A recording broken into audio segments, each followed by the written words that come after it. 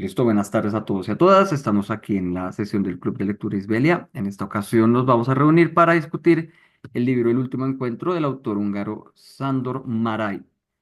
Pido disculpas porque no sé cómo pronunciar este nombre, ¿no? El húngaro es un lenguaje muy extraño, es muy atípico para nuestro alfabeto, para nuestra forma de hablar, digamos, como para nuestros sonidos. Entonces, pues vamos a ver cómo nos va. Este señor que vemos acá es Sándor Márai. Este señor nace en 1900, que es básicamente la misma fecha en la que sucede lo de la cacería, ahorita les cuento. Y en el Reino Húngaro. Pongo en el Reino Húngaro como concepto general, porque la ciudad en la que él nació, si bien cuando él nació era húngara y la gente hablaba magyar, que es como es el nombre que se le dice al húngaro, el nombre en húngaro que es de su lenguaje. Em, Hoy en día la ciudad pertenece a Checoslovaquia, a Eslovaquia más bien. Vamos a ver por qué, les voy a mostrar cómo son cómo los cambios territoriales que hay en ese pedazo del mundo en esos 89 años que Sandor vivió por acá. Sandor nace en un reino que se destruye cuando él tiene 20 años, que deja de existir 20 años después de que él nace. Es un reino con todo el sentido de la palabra, ¿no? El reino húngaro es el reino. Cuando uno piensa en los reinos, en los reyes, en los castillos, en todas estas cosas, si bien nuestros referentes, digamos, visuales son Inglaterra, em, los caballeros en la mesa redonda, o uno piensa Francia, ¿se acuerdan la historia del rey transparente que leímos? Em, que uno se imagina sus castillos y esas casas muy medievales, digamos que esa es la versión medieval, eso trascendió la Edad Media, ¿no? Los reinos continuaron siendo reinos incluso después de la Edad Media y se vuelven una forma moderna de gobierno. Cuando digo moderna me refiero es después del Renacimiento, después de lo que pasa a Da Vinci, de lo que hemos leído del Renacimiento, ¿no? Y cuando digo que Hungría es el reino, por definición, lo que quiero decir es esas formas, castillos, jerarquías, uniformes, estandartes, am, gente sirviéndole a uno, nobleza, eso existió mucho tiempo, incluso para el momento en que nace Sándor Márai. Eso todavía existía hace 120 años, 150 años, ¿listo? ¿Cómo se entiende? ¿Por qué digo que Hungría entonces es el reino más prototípico? Porque Hungría es uno de los reinos más viejos que existe en Europa. Te vamos a ver un mapa, pero espero recordarles la geografía que tenemos. Hungría es lo que llamamos hoy en día Europa Central. Tenemos aquí abajito España, Francia, Alemania, y de Alemania hacia Rusia hay un montón de países que en los últimos 150 años han cambiado de nombre de maneras muy variadas. Eso es lo que se llama Europa Central. Al ladito de Alemania tenemos a Austria. Y al ladito de Austria tenemos a Hungría. Y hacia abajo de Hungría tenemos los Balcanes, lo que se llamó en una época Yugoslavia, Grecia y Turquía. Durante 500, 600 años, Hungría fue el límite entre la Europa católica y la Europa musulmana, ¿no? El Imperio Otomano, lo que hoy en día llamamos Turquía o lo que se convirtió en Turquía eventualmente, siempre estuvo ahí puyando al cristianismo, ¿no? Ellos dominan desde la península árabe, se meten al Medio Oriente, toman control de Jerusalén, entran por la península de Anatolia, o sea, lo que es hoy en día Turquía, cruzan a lo que son los Balcanes, Grecia, lo que se llama Yugoslavia, que hoy son todos esos países chiquitos, y nunca pasaron de Hungría. Hungría fue la puerta de entrada a la Europa católica, y entonces todos estos cuentos de las cruzadas, todas estas luchas entre musulmanes y católicos, y el cristianismo como más antiguo, sucedieron en el borde con Hungría. Y entonces Hungría representó siempre, fue como ese punto en el cual empieza el catolicismo de verdad. Se forma como reino por ahí en el 1100, ¿no? Em, y cuando Sándor Márai nace, ya se está cayendo. ¿Listo? Entonces él crece en ese contexto y eso tiene un montón de manifestaciones en su vida. Un reino, a diferencia de nuestras sociedades modernas demócratas, no tiene una economía como la nuestra. No es una economía, no hay una clase media, pongámoslo de esa manera. ¿Listo? En un reino, si bien hay comerciantes y si bien hay un movimiento de dinero muy importante, la monarquía toma la mayor cantidad de dinero. Ellos se heredan. El dinero no es una cosa que se mueve, es una cosa que se tiene. Las propiedades, los sirvientes, los carros, los palacios. Así es que la riqueza existía. Ya después, en el siglo XX y hacia el siglo XXI, la gente rica no es la que tiene títulos. La gente rica es la que trabaja y genera riqueza, ¿no? Por eso se habla de riquezas viejas y riquezas nuevas. Entonces, este tipo viene de una riqueza muy vieja. Si bien él no es noble en términos de sangre, como que tenga una relación directa con la monarquía húngara, que termina siendo además hacia el final de su reinado la misma monarquía española, terminan siendo la misma monarquía alemana, como que al final los reyes terminan siendo de la misma familia todos en Europa, o de las mismas tres, cuatro familias.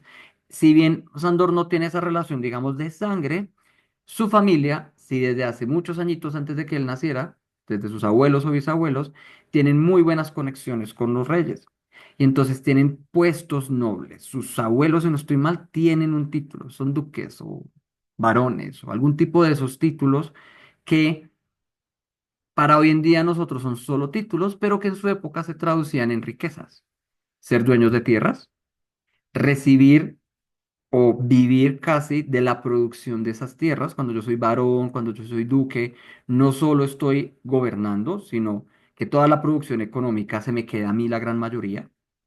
Y no se me queda como en el banco guardado, sino se me queda en propiedades, muebles, conocimiento, viajes, telas y cosas maravillosas.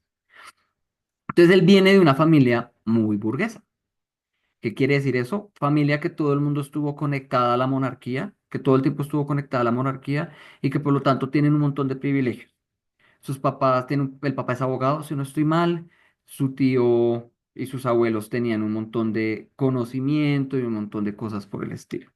Entonces Sandor crece en ese contexto y siempre fue como la ovejita negra de la familia. Porque en ese tipo de familias se espera pues que el hijo continúe con esa labor. Si la función de la familia dentro de la monarquía es ser una, cumplir, digamos, una función burócrata, gobernar y ese tipo de cosas, pues se espera que el hijo continúe, porque si no, ¿quién va a heredar eso?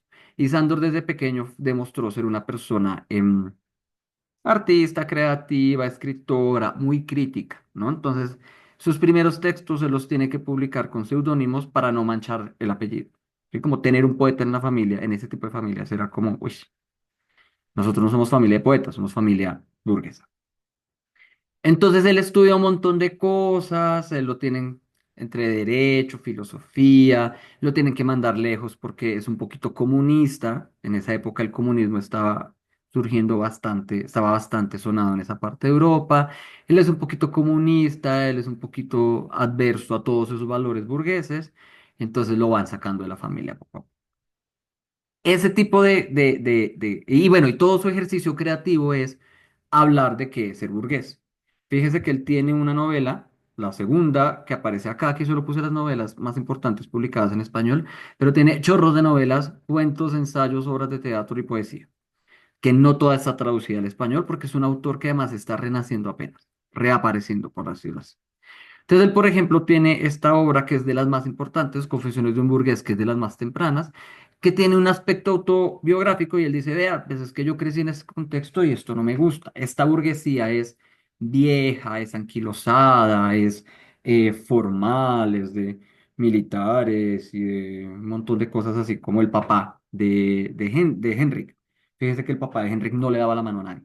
¿No? Como dar la mano es un gesto que implica un montón de cosas, y como toda esa grandilocuencia, como toda esa formalidad que a nosotros hoy en día se nos hace un poquito caricaturesca, fue la vida de él. Y todo eso se acaba en el siglo XX. Las dos guerras mundiales transforman absurdamente todo. Y un poco su literatura es eso, es ver cómo pasamos de aquí para allá.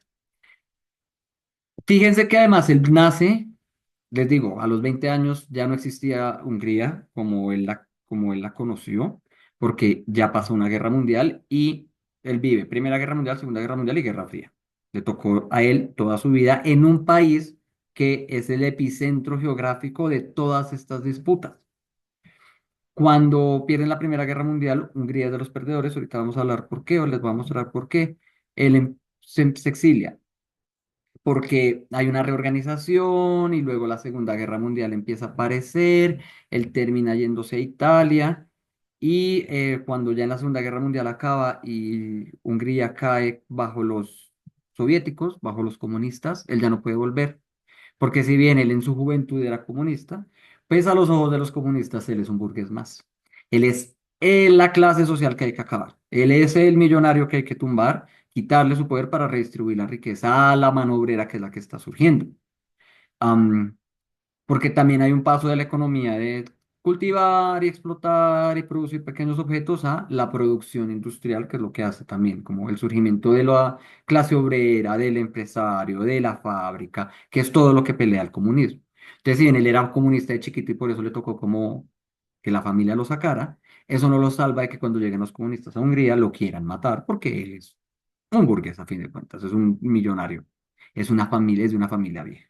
Entonces él se exilia un tiempo en Italia y después de vivir un tiempo en Italia se cansa. Siempre siente el miedo de que estalle otra guerra, siempre siente el miedo de que que lo busquen, que algo vuelva a pasar y él termina yéndose a Estados Unidos, donde vive un montón, trata de volver a Europa como a los 70s, 80s. Él trata de apoyar mucho la caída del comunismo en Hungría, al menos. Él trata como de hacer un montón de movimiento cultural alrededor de eso, pero pues no, lo hace desde el exilio y no logra muchas cosas.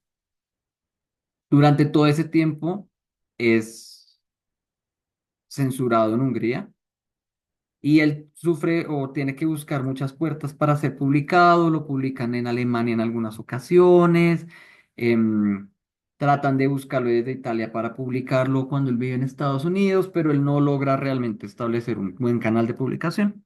Y finalmente, en 1989 se suicida, tras la muerte de su esposa, de su hijo y de toda su familia.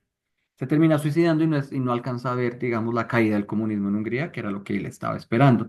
También se estaba quedando ciego, tenía un cáncer, vive por un rato en Nueva York, no le gusta, termina yéndose a vivir a California, pero él siente que todo ese pasado burgués, como toda esta cosa que es muy bonita en esta novela, pues la pierde.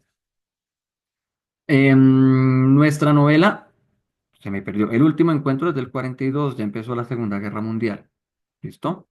Lo decía muy bien Rubiela, no hablan al respecto, pero la guerra suena siempre atrás. Atrás estamos en esta novela, mientras ellos están cenando, atrás están pasando cosas muy terribles en Europa. También él tiene que huir un poquito de eso porque su esposa tiene ascendencia judía y entonces pues los nazis están buscando a los judíos para exterminarlos, entonces pues ellos también tienen que huir. Todas sus novelas hablan un poquito de lo mismo, en el sentido que hablan de lo burgués.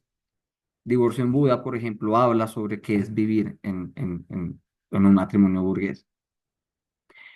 Tiene dos autobiografías, Confesiones de un burgués, que es durante la Primera Guerra Mundial, y Tierra a Tierra, que habla sobre, es como la tercera parte, estas son dos partes, Confesiones de un burgués son dos partes, y la tercera es Tierra a Tierra del 72, en el cual ya habla de cómo es su experiencia ya en la Segunda Guerra Mundial, no en la Primera Guerra Mundial. Entonces les digo, él tiene muchos líos para publicarse, se publica, pero no se comercia mucho.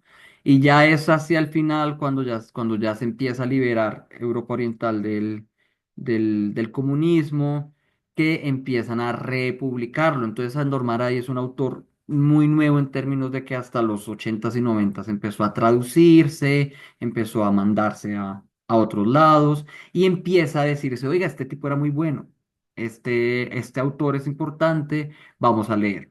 Se ganó un premio de literatura muy importante en Hungría en el 91 ya póstumamente. Entonces, es un autor que sí, como que nos suena viejo. Yo leí este libro y yo decía, qué libro tan viejo, a pesar de que es una cosa muy reciente en términos cronológicos. Toda la vida trabajó como periodista, como cronista, hablaba en radio, tenía un programa en radio, toda, siempre tuvo como una actividad política relevante con respecto a Hungría, pero nunca tuvo mucha resonancia en su época. Solo es hasta ahora les digo que está siendo como retomado. Bueno, ahora sí vamos a hablar de la novela, ¿listo? Entonces, como su título en español lo indica, y le digo su título en español porque el título original no dice eso, encontré dos versiones de la traducción del título original. Una es Va a la luz de las velas o a la luz del candelabro, y otro dice que se traduce como Toda vela se quema o todo fuego se apaga. El título original tiene que ver más con el fuego, que es un elemento muy importante en esa novela, especialmente para una novela que sucede ya cuando hay electricidad. Em, pero en español decidieron pues, llamarla El último encuentro. Entonces, como su título lo dice, pues la novela se centra en la última cena que tiene Henrik General con su amigo de infancia, Conrad, tras 41 años de no haberse visto. Tiene una construcción interesante, algunos lo han clasificado como cierto tipo de thriller o novela de misterio, porque desde el principio nos están diciendo algo hay ahí. Hace 41 años algo pasó. Eh, Algo pasó con esta persona. Esta persona era su gran amigo, pero algo pasó. Y esta persona además tiene que ver con su esposa. Entonces uno va como un poquito, como diría Marcela, como queriendo saber cuál es el chisme, ¿no? Desde el principio uno dice, uy, aquí hay un chisme jugosito, vamos a ver, y la novela es muy buena en ir manteniéndolo a uno a ese ritmo. Por eso parece una obra de teatro. Al final de cada capítulo se nos revela algo más, ¿no? Uno queda como, sí, si bien el monólogo es largo y pesado, yo cada vez que terminaba un capítulo decía, bueno, voy a leer el otro porque quiero saber cuál es este dato curioso que quedó. Entonces, de repente empieza a aparecer Cristina, de repente nos dice, ah, Cristina sí conocía la casa, ah, Cristina, ¿no? Entonces, como que uno va alimentándose en esta narrativa. Entonces, una narrativa muy detallada en términos de los objetos, de cómo entra la luz en los espacios, de cómo está dispuesto, ¿sí? Es un detalle casi que fotográfico, como si uno estuviera viendo en cámara lenta cómo ponen la mesa, cómo toman, cómo mastican, cuando se prende, cuando se apaga la vela, cosas por el estilo. Muy reflexiva y misteriosa. Y se nos va contando, uy, ¿por qué se nos fueron hace 41 años? Y es que a los ojos de Henrik, Conrad lo traicionó. Digo a los ojos de Henrik porque en mi mente yo sigo pensando, solo tengo esta versión. ¿Quién sabe? Bien dicho, el que calla otorga, con eso estamos de acuerdo y pues Conrad no dice nada. Pero también podría pensar que después de 41 años uno pues que se va a acordar o que le va a importar ese tipo de cosas, ¿no? Sobre todo si uno en esos 41 años sí vivió, no como Henrik que se queda 41 años pensando una y otra vez qué fue lo que ocurrió. Entonces, a la luz de esta vela, al lado de esta fogata, Henrik nos va contando pasito a pasito cómo él ha interpretado, cuáles han sido sus evidencias, cuáles, ¿sí, no? Y qué idea y qué cuento se creó. Es un cuento que él construyó durante 40 años. Si una persona lleva 40 años sola, aislada, que con la única que habla es la nana, pensando un cuento, pues difícilmente nadie lo va a convencer de lo contrario, creo yo. Entonces, también pienso yo que Conrad no es que calle y otorgue, sino que dice, ¿cómo pues, qué me voy a poner yo a pelearle a este señor después de 40 años? ¿Con qué evidencia traigo si ni siquiera la evidencia física él la quiere mirar y vota ese diario, ¿no?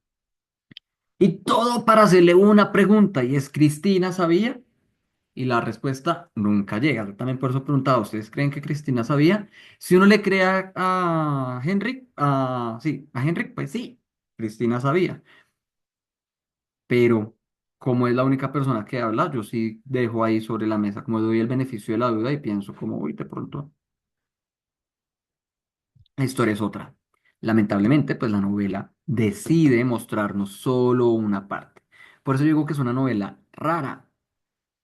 Por eso yo la asocio más a una obra de teatro. Porque pues uno queda siempre con esa duda, o al menos yo quedé con esa. Entonces, ¿qué está pasando en Europa? ¿Qué está pasando en Hungría durante ese momento? Pues ese es el contexto histórico que está atrás. La novela, todo el mundo coincide que tiene lugar en 1941, entonces si uno hace cálculos, quiere decir que ese evento de la casa sucedió en 1900 o en 1889. Toda la novela ocurre en los Cárpatos, que son unas montañas que quedan allá al sur de Hungría, como al ladito de Hungría.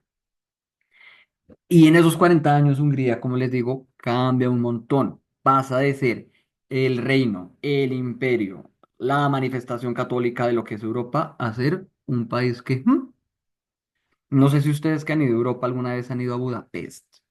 Sí, que la gente poco lo nombra.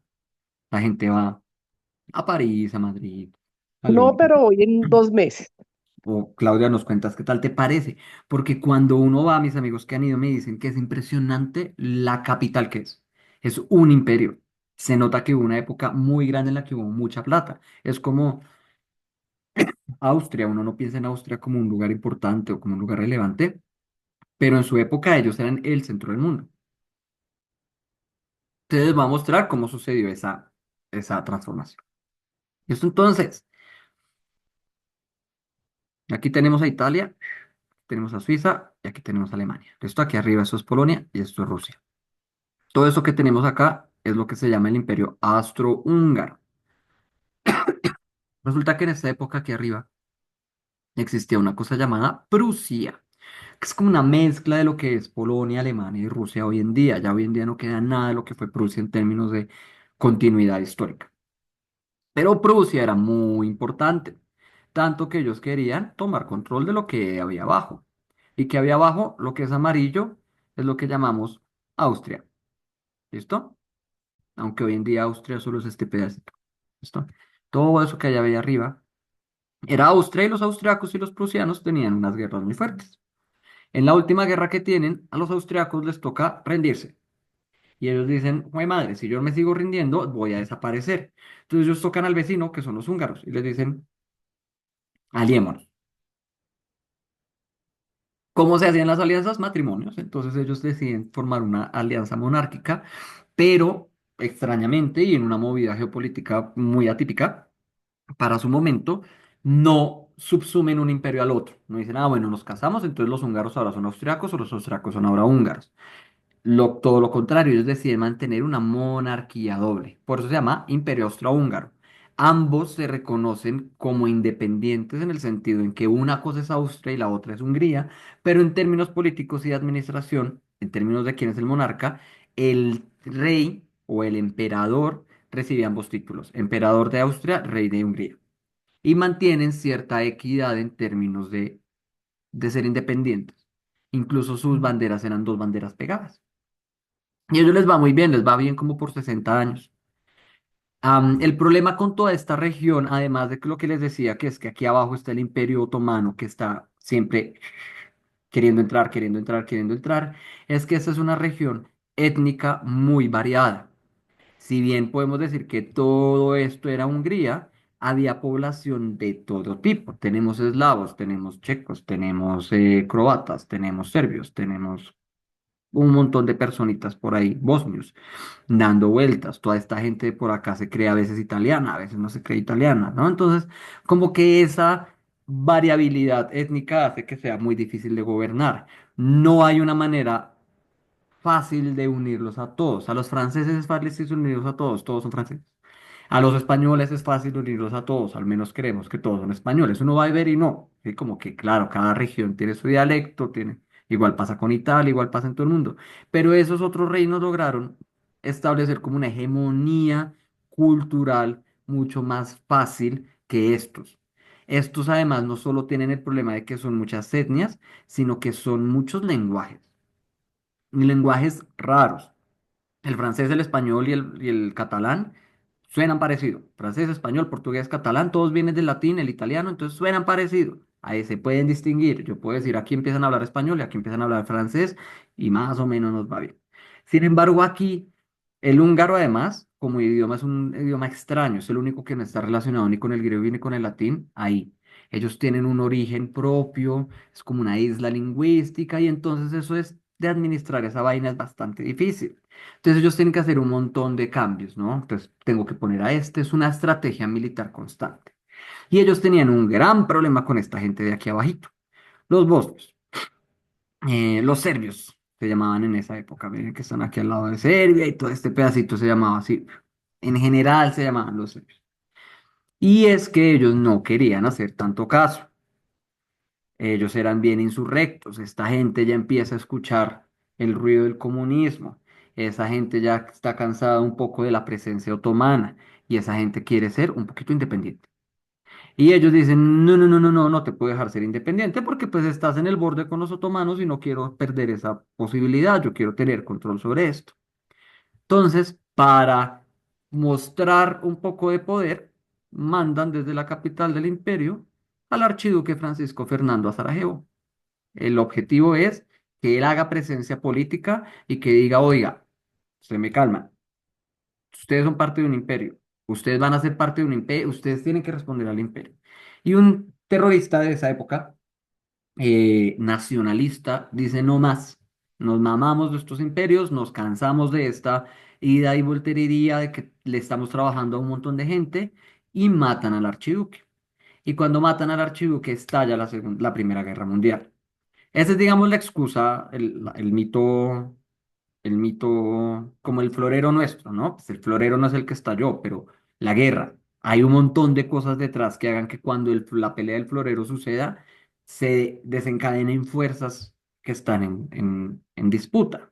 En este caso, cuando matan al archiduque, eh, se estalla un montón de discusiones. Yo ya les he hablado sobre la Primera Guerra Mundial en África. ¿Se acuerdan que yo les decía, ay, vea, esta gente por esa misma época, esta gente se estaba distribuyendo a Alemania, perdón, esperen, les muestro de nuevo, se estaban distribuyendo África y ellos van y participan y no les dan nada, casi no les dan nada. Los alemanes se quedan con muchas cosas, los italianos también, los franceses y los ingleses también. Entonces esta gente queda muy indignada y terminan por eso, por esa pelea como imperial. Son un imperio que cada vez está siendo como más aislado, un imperio que se quedó como viejo, un imperio que se quedó peleando con los musulmanes y no se abrió al mundo. Ellos básicamente llegan a África y ya, no son como los portugueses, los españoles, los ingleses, los franceses, los italianos y los alemanes que llegaron a África, Asia y América. Ellos no tienen nada de esa participación, los están sacando del combo de las potencias internacionales. Entonces ellos deciden pelear, se alían con el imperio alemán y el imperio alemán sobre todo queriendo irse hacia Francia siempre.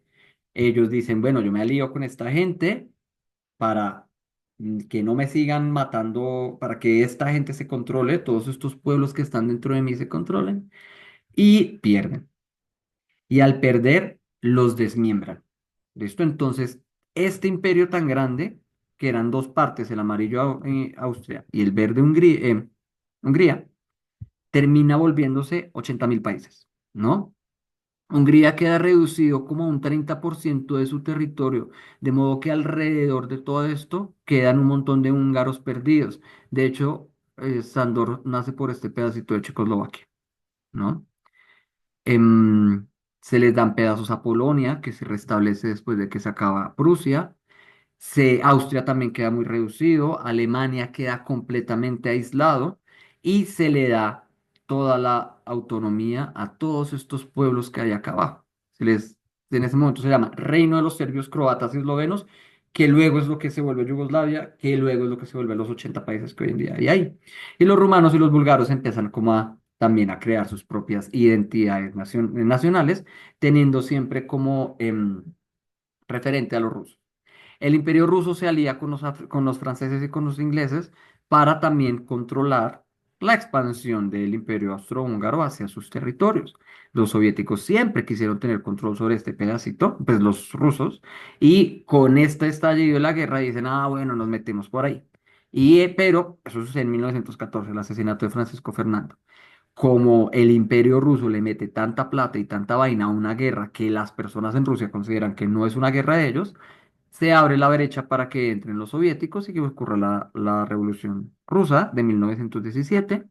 Y tras la Revolución Rusa, eso cambia la dinámica. Los alemanes fallan un montón en el frente africano y en el frente contra Francia. Los aliados, que son Alemania, Rusia e Inglaterra, les dicen no más a los alemanes y entonces a los austrohúngaros les toca también rendirse.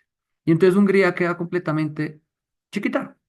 Fíjense que pasa de ser un imperio que tenía, por ejemplo, dominio sobre el mar y quedan completamente aislados. Económicamente eso es muy difícil porque eso reduce el comercio. Y además se le empieza a dar un montón de independencia y autonomía a pueblos que habían sido dominados y que siempre habían querido ser, en cierto sentido, independientes, sobre todo porque ahí está surgiendo todo este nacionalismo y pues cada cual quiere formar un país que corresponda a su lengua y a su identidad étnica. Ya se acabaron esto de que yo soy croata, pero el imperio, el emperador es austriaco, pero el que me gobierna es húngaro. Yo mismo tengo autodeterminación y yo mismo hago eso. Todo eso está pasando detrás. Eh, Conrad viene de Polonia, por ejemplo, que en su momento al final dice mi país no existe porque ya estamos en la Segunda Guerra Mundial, en la Segunda Guerra Mundial Polonia es dominada, ¿no? Y entonces ellos son criados en un ejército que está pensado para defender esto y terminan metidos en un ejército que es para cuidar ya solo este pedacito. ¿Sí? Como que se desinfla, desaparece, se deshace, se diluye la concepción de que Austria y Hungría son el imperio más importante de Europa. Y ellos terminan reducidos a pequeños países y a tratar de sobrevivir. Alemania queda muy bravo después de eso. Se molestan mucho por todas las restricciones que le ponen. Y entonces ese malestar es el que permite que en los 30 el partido nazi llegue al poder. Toda la gente está muy brava. Alemania era una gran potencia y ahora todo el mundo le está diciendo que no. Y además ellos resienten que a los austriacos y a los húngaros no les hayan dado tan duro, ¿no? Ellos son como, pero toda la pelea también fue con ellos. Entonces Hitler aprovecha ese descontento, llega al poder y dice, yo voy a volver. Entonces se mete primero a Polonia y todo el mundo dice, Hitler, no hagas eso, y luego se mete a Checoslovaquia. Ya cuando se mete a Checoslovaquia es que empieza la Segunda Guerra Mundial, y todo este territorio de nuevo queda en disputa, porque la Segunda Guerra Mundial, la Unión Soviética otra vez se mete, ya aquí abajo no hay imperio otomano, estos son un montón de países chiquitos, entonces cada país trata de buscar. Los romanos, los búlgaros y los húngaros, los austriacos también, vuelven a apoyar a Alemania. Por lo tanto, se vuelven un poquito enemigos de la Unión Soviética de nuevo y se vuelven enemigos de Francia, de Inglaterra y de Estados Unidos. Ellos igual tratan como de desvincularse cuando ven como que, si bien sobre todo el gobierno húngaro, se alía con el eje, con Alemania y con Italia, no están de acuerdo, digamos, en su política nazi, como que no son de ese corte político. Entonces tratan de desvincularse, pero los alemanes dicen, no, no, no. Se meten a Checoslovaquia y se meten a Hungría. Se meten por Austria y llegan a Hungría. Y entonces Hungría queda bajo dominio alemán. La Unión Soviética dice, esto no puede estar pasando. Y chun, en el cuarenta y tantos, por ahí 40, 41, se mete hasta llegarle a Alemania y toma control de todos estos territorios. Cuando ya toman Berlín, que llegan los alemanes por un lado y que los rusos por el otro, por un lado, y los aliados franceses e ingleses llegan por el otro a Berlín, y se acaba la guerra. Hitler, por lo menos en Europa, Hitler se suicida y tales, los rusos nunca vuelven a soltar esto. Y ahí es que establecen lo que ya habíamos visto en todas las charlas de la Guerra Fría, la cortina de hierro, y Hungría y Austria quedan de ese lado. Por eso Sándor tampoco puede jamás volver a Hungría, porque se vuelven comunistas.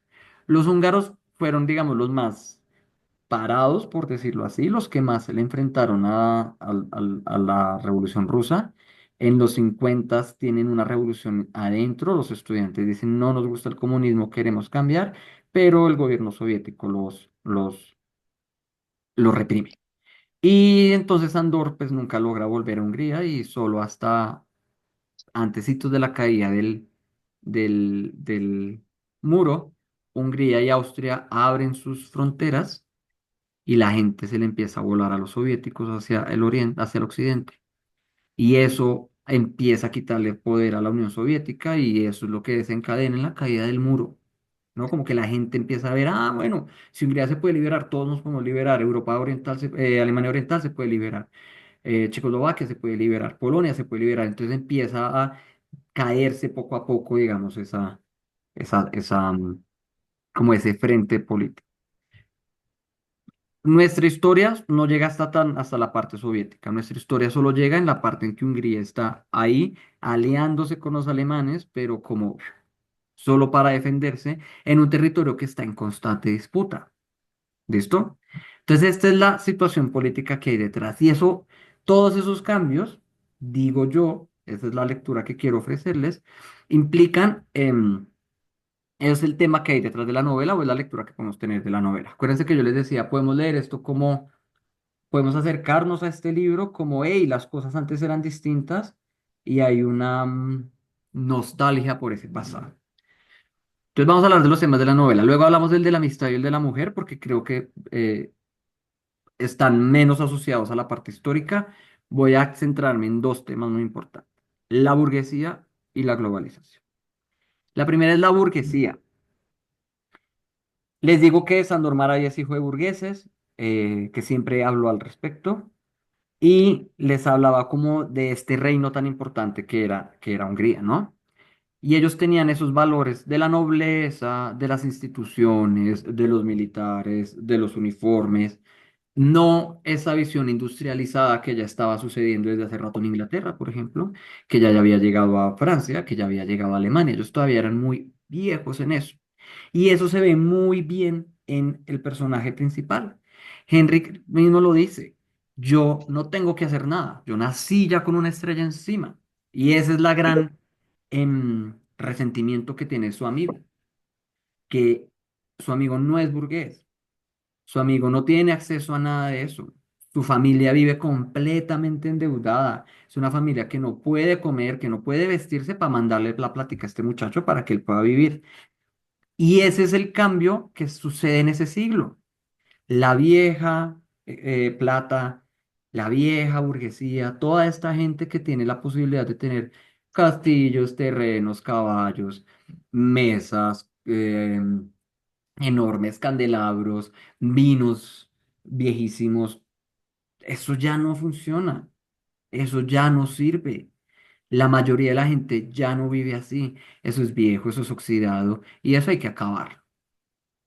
¿Y cómo se acaba? A través del mérito, a través de ser militares, por ejemplo, ¿no? Entonces, Henrik, y en ese contraste que mencionaba Marta, me pareció muy bueno. Henrik es la nueva plata, la nueva forma de ser. Pero es muy inteligente, Henrik no, Conrad, pero el man es muy inteligente. Se hace muy amigo del que sí lo es. Yo siento también que Henrik está muy embebido en sí, como que es muy, como muy, sí, metido en su cabeza, como muy, yo soy perfecto y mi familia es lo mejor y tales, que no se da cuenta. Él simplemente, y él mismo lo dice en algún punto, yo pues me la pasaba cuando se fueron a vivir juntos, que fueron roomies. Que mientras Conrad estudiaba todo el día y trabajaba y llegaba en las noches, el otro estaba en las noches mientras el otro llegaba borracho a las 2 de la mañana después de tener fiestas y tales, como que Henrik es esa parte de Europa vieja que no se ha dado cuenta que todo cambió, que no se ha dado cuenta que ya el mundo no es ese, que ya no funciona bajo esos códigos y que además se siente orgullosa de eso, ¿no? Como que se siente muy enraizada en esas viejas tradiciones. Me gusta de la novela, digamos, todo el asunto de la cacería. Así a mí no me gusta, digamos, la violencia contra los animales y yo creo hoy en día que cazar es una cosa innecesaria. Es como ese pedacito más viejo que queda, ¿no? Como el rezago más antiguo de una vida en la cual las personas que tenían tanta plata, los nobles y los burgueses, que lo único que podían hacer era especializarse en salir y matar, no por alimentarse, no, no, sino por el hecho solo de matar, como el privilegio de vivir y de crear todo un deporte alrededor de la matanza, es ese momento, es como ese vestigio que nos queda de la Europa antigua, ¿no? Y hay que preguntarnos, ¿qué vamos a hacer ahora con eso? ¿Cómo vamos a hacer los nuevos valores? Que el que tenga el poder hoy en día, ¿qué tipo de poder va a tener? ¿Seguirá haciendo ese tipo de cosas o nos vamos a dedicar a otras? La respuesta de Conrad es nos vamos a dedicar a otras, nos vamos a dedicar a la música, por ejemplo. Claro, hoy en día todos tenemos música, ¿no? Todos tenemos Spotify o YouTube. En cualquier momento armamos cualquier fiesta y en el bafle la ponemos. Para nosotros la música es algo muy importante, pero en esa época no. En esa época apenas se está inventando el gramófono, apenas se está inventando ese tipo de cosas. Antes la música era, tocaba ir al teatro, a la ópera, verla. Por eso la llamamos música clásica, la música de banda, de orquesta, que para poder como experimentar una de estas obras hay que tener 80 personas tocando. Y pues ya la nueva forma de hacer música es distinta. Y Conrad Schön entiende, por eso se le dice, tú eres un artista, tú nunca fuiste un militar, porque él los valores de la antigüedad no los tiene. Y por eso no le gusta cazar. Quizá por eso es incapaz de matar a su amigo. Es porque no sabe cómo hacerlo. ¿Listo? Y eso está muy relacionado con la globalización. Hay un tema que nunca aparece en los comentarios y que, digamos, nosotros no lo hablamos, y es el trópico. Y hablan mucho del trópico. Yo en ciertas partes me sentí ofendido porque es que dicen que vivir en el trópico es que uno es flojo, que uno está pervertido, que las mujeres del trópico además son unas em, personas muy extrañas, que dominan, que el trópico envejece, que uno saliendo del trópico vuelve deshecho, ¿no? Y es como la representación de, ojo, el mundo está cambiando, el dinero, el poder que está en Europa, chévere, pero ya las cosas, la industrialización requiere más recursos, más fuerza de trabajo, un comercio mucho más extendido y para eso tenemos que ir al trópico. Y ¿Cómo le va? Vale, linda. Feliz día, mamá. Gracias, Francito, Yo tan le hermoso. Acompaño. entonces, estamos viendo eso, estamos viendo cómo, cómo hay un general, como decían ahí, un general en su laberinto, un tipo encerrado en su casa durante 40 años, le suceden dos guerras mundiales en el patio de la casa, nunca se da por enterado porque él sigue pensando en el honor, la cacería, mis amigos, el amor, en vez de estar pensando en la economía, la cultura, el intercambio cultural, los viajes, establecer redes alrededor del mundo, ¿no? Entonces es estamos viendo ese cambio a partir de una persona que no se ha enterado. Y por eso digo que este libro tiene como ese asunto de la nostalgia. Claro, estamos leyendo los últimos pedacitos de una Europa que se perdió. Los últimos episodios de cacería, lo dice, esa fue la última vez que fue el mejor momento de la cacería. Em, que eso fue un deporte. Estamos viendo los últimos momentos en que esas casas grandes estaban ocupadas por generales, y todos los cuadros que él ve, generales, sus esposas, y él nunca tuvo hijos, él nada, se acabó ahí. Con esta novela nos muestra cómo Europa, con todas esas guerras, con todas esas disputas territoriales, con todos estos afanes de crear grandes imperios que dominen, se está quedando atrás. Ya no hay que crear imperios adentro de Europa. Fíjense que el último intento de imperio adentro de Europa fue la Segunda Guerra Mundial. Em, el imperio alemán cae, el Tercer Reich cae, Europa Occidental se vuelve toda republicana y el dominio del comunismo, que era otra forma de imperialismo, otra forma de crear estados que respondan a la política del estado más grande, o sea, como de la central, de Moscú, de los comunistas, también se cae eventualmente. Entonces es como, hey, el imperio ya no toca hacerlo aquí, toca hacerlo afuera, toca dominar África. América se nos voló, entonces hay que dominar África, hay que dominar Asia, pero allá hay un montón de gente extraña, allá hay un montón de cosas nuevas. Y este tipo dice, yo prefiero ponerle tranca a todas las puertas y quedarme aquí pensando en la cacería y en mis amigos en vez de eso, ¿no? Entonces, creo que esa es como la lectura más profunda o la conexión más amplia que se le puede hacer a este libro, am, que está muy relacionado por la razón por la que se lee tanto y es, sobre todo porque, les digo, se publica en el 40 pero solo hasta el 80 o el 90 se traduce al inglés. Solo hasta los 90 empieza a ser, 90 2000 empieza a ser un producto editorial.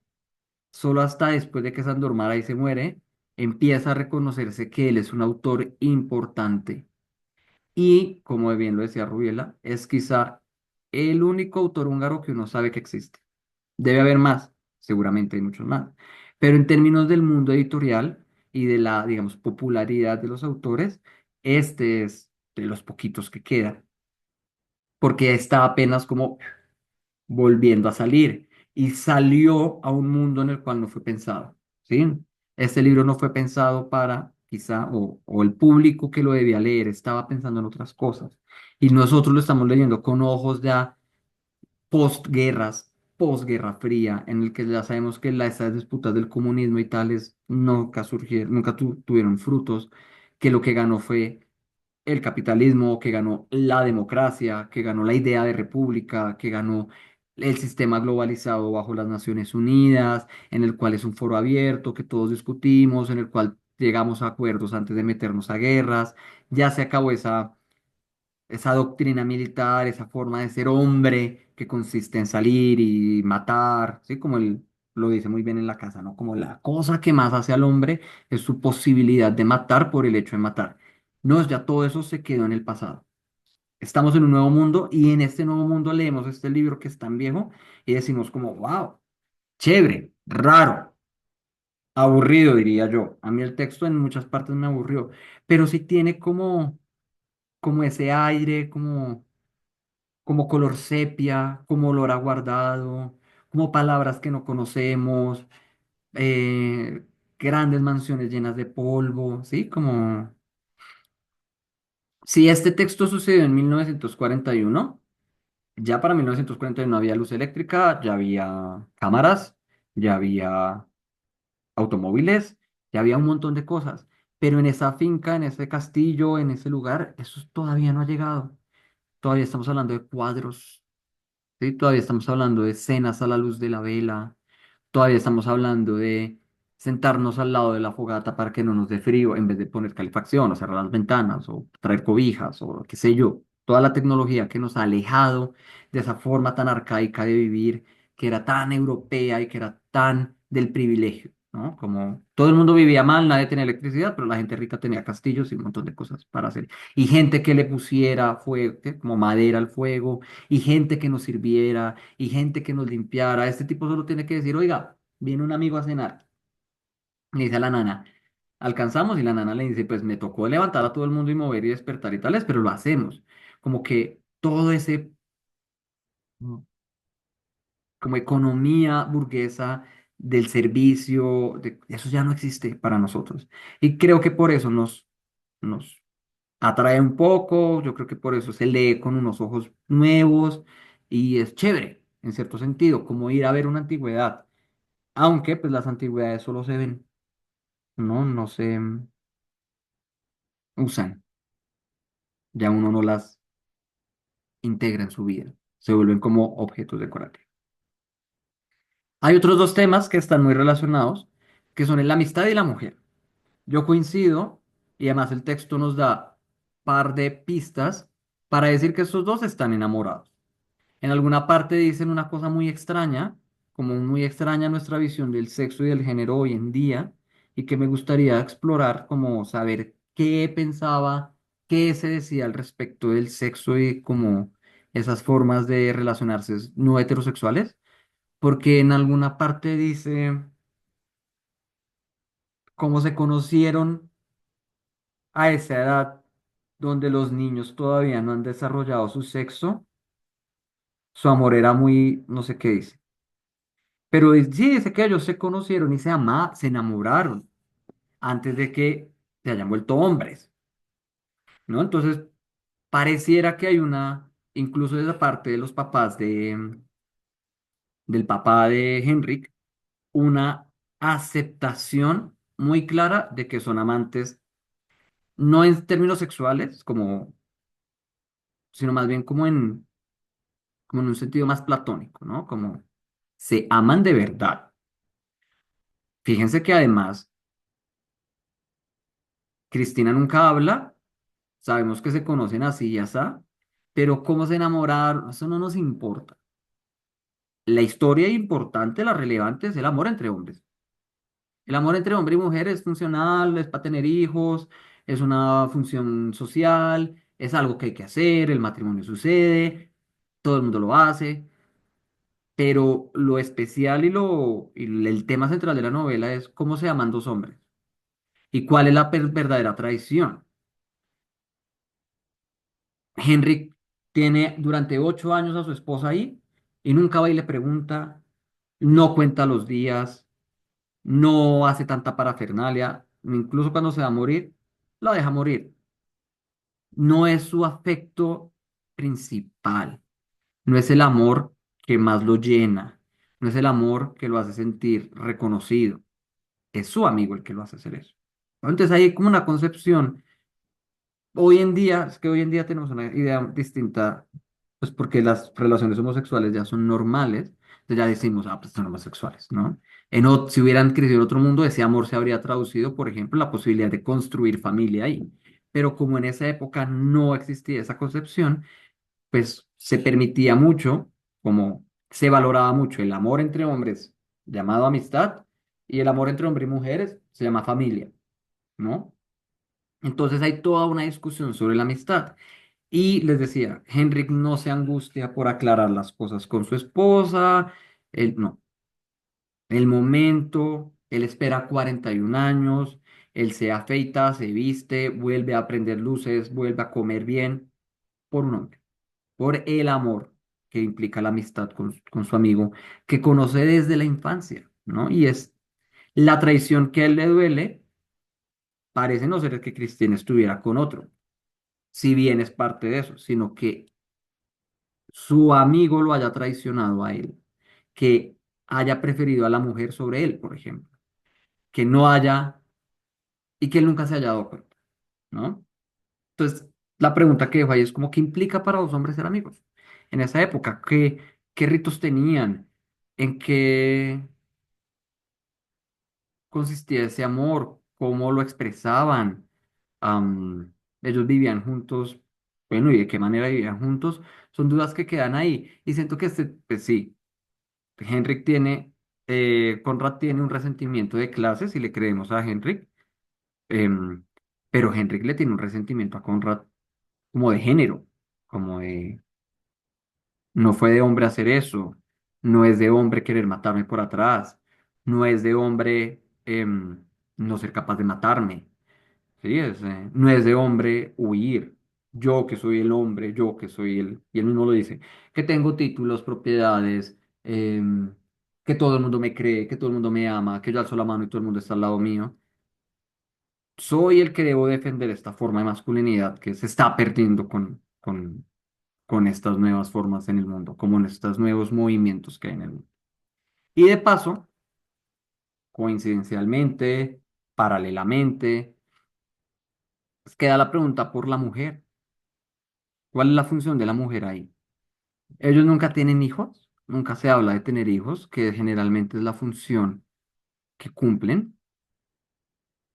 Em, y ahí, en todo el asunto de ese diario, en todo el asunto de esa estrategia que tiene Cristina de dejarle notas en un libro, notas que además hablan mal de él, ¿no? Como que dicen, usted no es humilde, usted no es amable, ¿sí? Hay como cosas que tampoco se exploran, ¿no? A mí me quedan también dudas al respecto. Y es en qué consiste el amor de un hombre y una mujer para esa época. Am, Henry concluye que no lo amaban, que ella nunca sintió amor, que ella sintió agradecimiento. Y eso habla de una relación transaccional. Em, Cristina siempre le agradece haberla puesto en ese mundo, haberla llevado a esa luna de miel, y su forma de agradecerle es ser transparente con él y decirle lo que ella siente. Pero eso es agradecimiento, lo dice él al final, eso no es amor. Sospechamos, esa es la sospecha que yo tengo, que Cristina y Conrad puede que se hayan amado, que hayan compartido, por ejemplo, y eso se ve en todo lo que hablan de cómo ella mira el cuarto, que hayan compartido gustos en la música, que hayan compartido gustos estéticos, ¿no? Probablemente ella le habrá regalado alguno de esos cuadros, habrán hablado de esos cuadros, se habrán sentado a discutir lo que es, lo que representan esos cuadros, y como habrán tenido una intimidad que trasciende la em, convencionalidad del matrimonio. De modo que ella hace a su esposo convencional, que le da el título, la posición social, la casa, la no necesidad de trabajar, ¿sí? Como que le da su lugar en la sociedad, con él siente agradecimiento. Hacia el otro, que no sabemos cómo es su relación, probablemente sienta amor, probablemente sienta deseo, sí, atracción, como que sienta otras cosas hacia él. Entonces también queda la duda de, pues, ¿cuál es el lugar de la mujer en ese mundo dominado para hombres? En un mundo de hombres donde pues ella simplemente es parte de una transacción o ella cumple, digamos, una función social. em, ¿Cómo puede ella agenciar su deseo? ¿Desea? eh, ¿Cómo ama ella? Como que todo eso queda completamente em, oculto para nosotros. Y creo que son, de nuevo, volviendo a esta lectura que les quiero ofrecer, me parece una muestra de cómo cambia el mundo, ¿no? Cómo el siglo XX cambia, cómo al acabarse los reinos, al acabarse las monarquías, cuando ya el matrimonio no se vuelve una forma de crear sociedades tan grandes, de unir reinos, sino empieza a pensarse en la individualidad del sujeto, pues hay que preguntarnos por la individualidad de la mujer. Justo hoy que estamos conmemorando el Día de la Mujer, em, se hace muy relevante esta pregunta: ¿desde cuándo empezamos a pensar que las mujeres son sujetos de derecho? ¿Qué tantos sus derechos son garantizados o no son garantizados? Para este punto ni siquiera tenían voz. Su opinión no importa. Henrik le vale tres lo que ella haya dicho en ese diario cuando reapareció. Al menos eso no lo hace parecer, porque yo coincido, creo que fue Melba la que dijo como, seguramente sí lo leyó, pero pues no lo dice, ¿no? Para términos de la narración, como de la estructura narrativa, no importa su voz, ¿no? Lo que importa es lo que piensa el man. Lo que piensa Henrik al respecto de lo que ella hizo es lo que vale. Y la pregunta que no queda, que no se contesta hacia el final es esa, ¿no? Como, ¿ella tuvo que ver con esto? Que creo que es lo que está preguntando Henry, como, ¿ella actuó, como que tuvo agencia? ¿Tomó ella una decisión sobre su vida? Claro, me aceptó el matrimonio y es feliz y me cuenta todo, pero en realidad quizá nunca la conoció, quizá nunca pudo reconocerla como un par y simplemente la tuvo siempre como una suerte de mueble o de parte esencial de su casa y de su mansión y su estructura social. Y pues básicamente eso es lo que tengo para decirles al respecto de esta novela. De nuevo, les digo que es una novela extraña en el sentido en que es muy unidimensional, tiene una perspectiva muy parcializada hacia un personaje y toda lectura que podamos hacer de ella simplemente va a ser creo yo, va a ser como una lectura psicológica de lo que es la mente de una persona, un hombre burgués de un siglo que ya se acabó, en una Europa que ya dejó de existir, que está por allá guardada entre las montañas, y que nosotros, como sociedad, como hombres y mujeres del siglo XXI, ya hemos perdido mucha conexión con ellos, ¿no? Como ya no casamos, ya no vivimos en mansiones, ya no tenemos ese acceso a ese tipo de trabajos, por decir trabajos, de ser noble, ¿no? Como heredar ese tipo de cosas, sino que ya somos sujetos más autónomos, autoconstruidos, con agencia, con la posibilidad de construir nuevas formas de relaciones, ¿sí? Como siento que nos parece un libro extraño por esa razón. Y eso sería todo. Muchas gracias.